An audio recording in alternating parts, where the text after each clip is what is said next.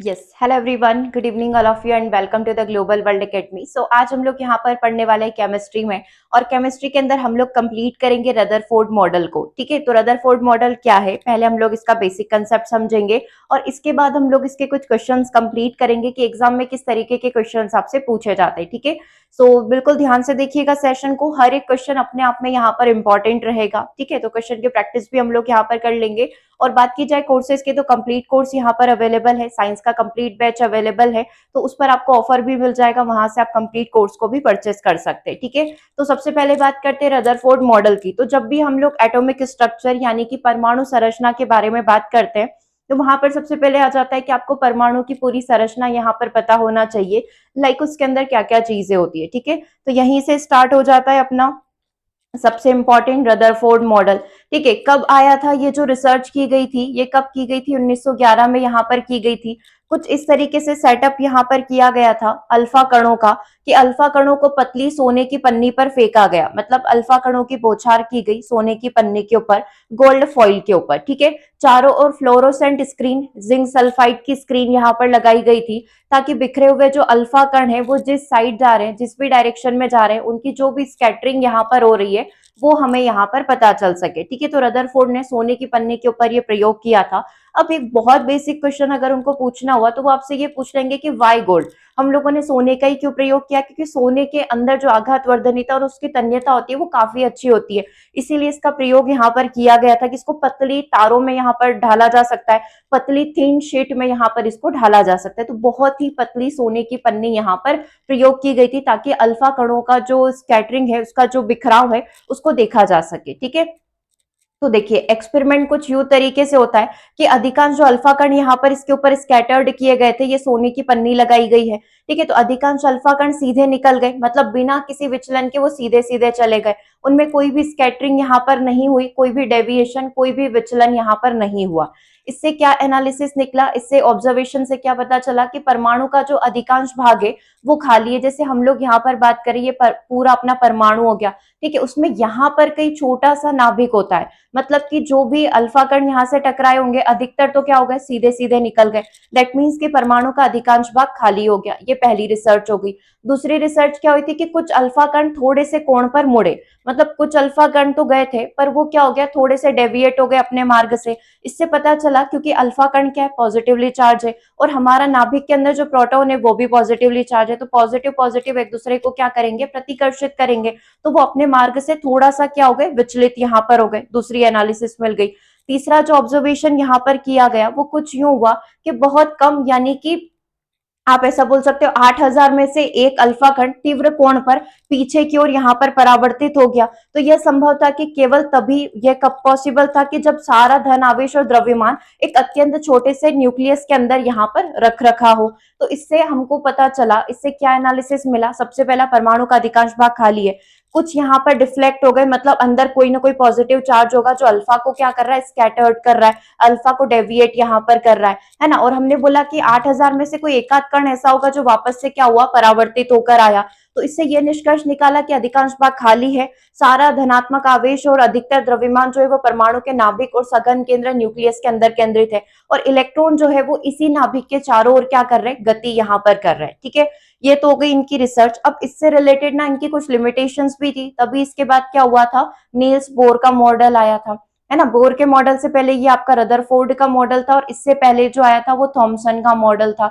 जिसे plum pudding model के नाम से जाना जाता है। ठीक है, तो इस मॉडल की लिमिटेशन थी कि इस मॉडल के अनुसार चलते हुए इलेक्ट्रॉन लगातार ऊर्जा विकिरित करते रहेंगे और धीरे धीरे नाभिक के अंदर गिर जाएंगे।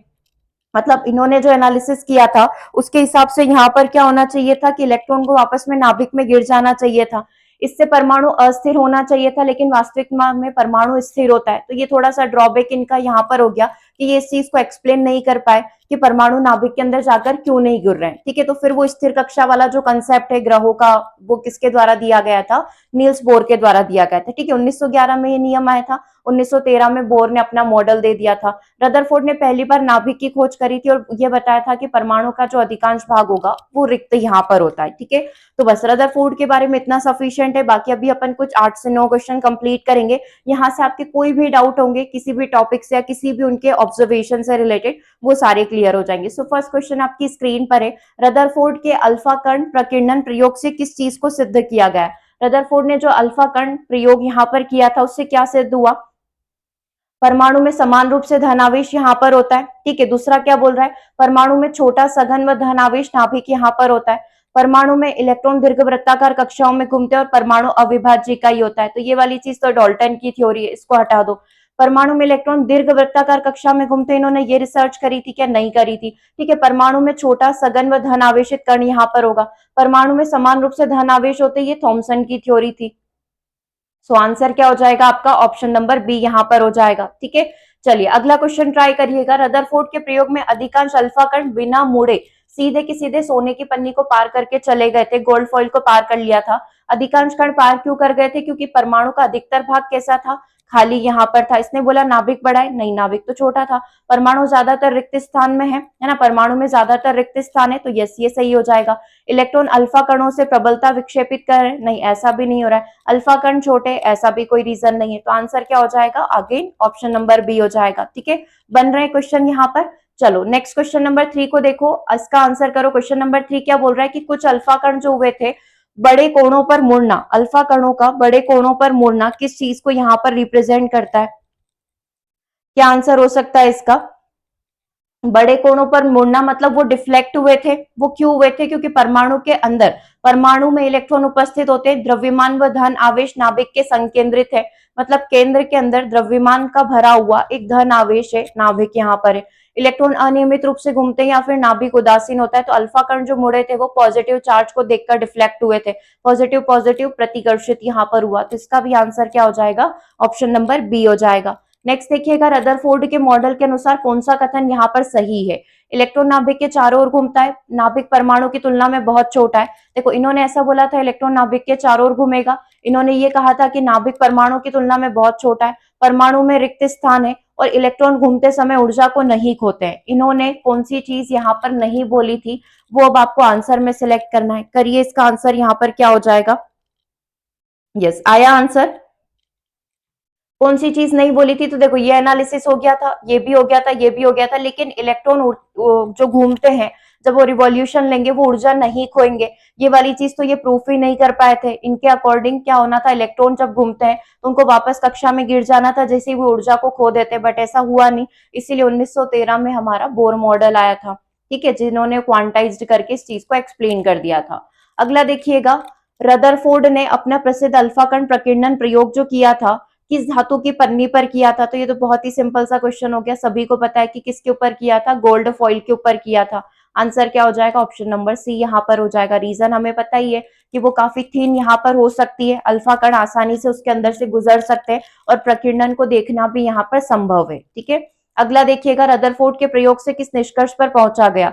रदरफोर्ड का जो प्रयोग है उससे क्या कंक्लूजन निकला? इलेक्ट्रॉनों का द्रव्यमान नगण्य, परमाणु का सारा द्रव्यमान नाभिक में केंद्रित है, इलेक्ट्रॉनों का स्थान स्थिर होगा, परमाणु में केवल खाली स्थान होता है। ठीक है, तो केवल खाली स्थान नहीं कह सकते, खाली स्थान तो होता ही है, बट द्रव्यमान जो होगा वो नाभिक के अंदर रहता है। तो ये वाला ऑप्शन अभी हमारे हिसाब से बिल्कुल सही हो जाएगा। ठीक है, ये वाली चीज गलत है पूरी, है ना, ये वाला गलत हो जाएगा और केवल खाली स्थान वाला भी गलत हो जाएगा। तो आंसर क्या हो गया आपका? ऑप्शन नंबर बी हो जाएगा।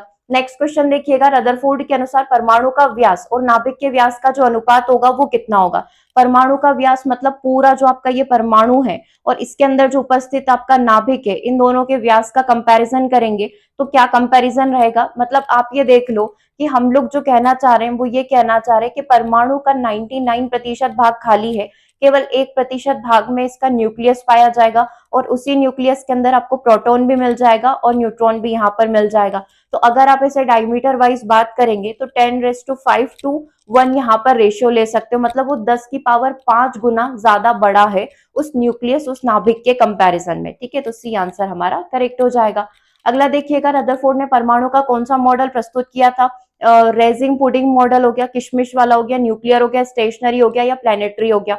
तो देखो रेजिन पुडिंग मॉडल या प्लम पुडिंग मॉडल आप कह दो, वाटरमेलन मॉडल कह दो, तो ये सब थॉमसन के मॉडल थे, जिसमें उन्होंने ये कहा था कि पूरा परमाणु में जो है सकारात्मक आवेश जो इक्वली डिस्ट्रीब्यूट होते हैं और कहीं कहीं पर आपको नेगेटिव आवेश दिख जाएंगे। उनके अनुसार परमाणु पूरा भरा हुआ था, ठीक है। तो ये उनका मॉडल था। इनका जो मॉडल है वो नाभिकीय मॉडल कहलाता है ना। इस मॉडल को क्या कहा जाता है? न्यूक्लियर मॉडल यहाँ पर कहा जाता है। तो आंसर क्या हो जाएगा आपका? ऑप्शन नंबर बी यहाँ पर हो जाएगा। प्लेनेटरी जो मॉडल है इसका कंपैरिजन थोड़ा आप उससे समझ सकते हो अपने बोर वाली थ्योरी से, ठीक है। चलिए एक और क्वेश्चन कंप्लीट करते हैं। रदरफोर्ड मॉडल का प्रमुख ड्रॉबैक यहाँ पर क्या रह गया? प्रमुख कमी यहाँ पर क्या रह गई थी? पढ़िए चारों ऑप्शन और आंसर करिए। इसका आंसर क्या होगा? चार तक सारे समझ में आ गए? सारा जो भी थ्योरी पढ़ा उसी से रिलेटेड क्वेश्चन बनेंगे, ज्यादा नया ऐसा कुछ नहीं है इसमें, ठीक है। लास्ट क्वेश्चन कंप्लीट कर रहे हैं। इन इलेक्ट्रॉनों को अस्तित्व को नहीं बता पाया था, ये इलेक्ट्रॉनों के अस्तित्व को एक्सप्लेन नहीं कर पाए थे, ये नाभिक का आवेश नहीं बता पाए थे, ये इलेक्ट्रॉन की स्थिरता को नहीं समझा पाए थे, या परमाणु के द्रव्यमान को नहीं समझा पाए थे। तो ये इलेक्ट्रॉन की जो स्थिरता है कि क्यों इलेक्ट्रॉन अपनी कक्षा में स्टेबल पड़े रहते, गिरते क्यों नहीं है, ये इस चीज को एक्सप्लेन नहीं कर पाए थे। तो आंसर क्या हो जाएगा हमारा? ऑप्शन नंबर सी हो जाएगा, ठीक है। तो इस तरीके से कुछ क्वेश्चंस हम लोगों ने यहाँ पर रदरफोर्ड के कंप्लीट कर लिए। आई होप कि सेशन आपको अच्छा लगा हो। इसके बाद की जो आपकी नेक्स्ट क्लास होगी, नेक्स्ट जो लाइव क्लास आपकी आएगी, उसमें हम लोग बायोलॉजी के 1000 MCQ सीरीज स्टार्ट कर रहे हैं, उसे भी आप जरूर से विजिट करिएगा। वहां से आपका पूरा bio A to Z prepare हो जाएगा, ठीक है। तो अभी से लिंक सेव करके रख लेना, है ना। बायो का सेशन कोई भी यहाँ पर मिस नहीं करेगा, ठीक है। और कोई डाउट रहने पर आप हमें व्हाट्सएप के थ्रू कनेक्ट कर सकते हैं, साथ ही आप हमसे यहाँ पर ऐप पर भी जुड़ सकते हैं। कोई भी आपके क्वेश्चन रिलेटेड कोई भी डाउट हो आप हमें ऐप पर मैसेज कर सकते हैं, ठीक है। सो मिलेंगे हम लोग अपने नेक्स्ट सेशन में। Thanks for watching.